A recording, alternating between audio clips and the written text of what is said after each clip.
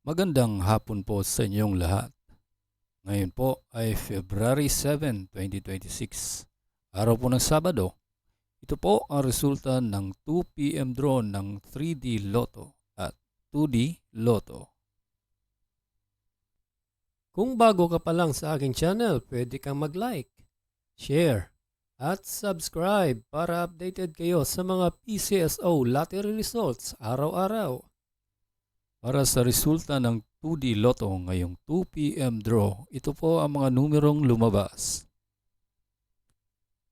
30 and 4 in exact order.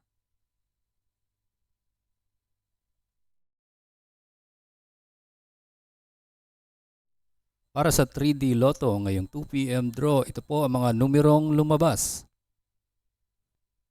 6, 0, and 8 in exact order.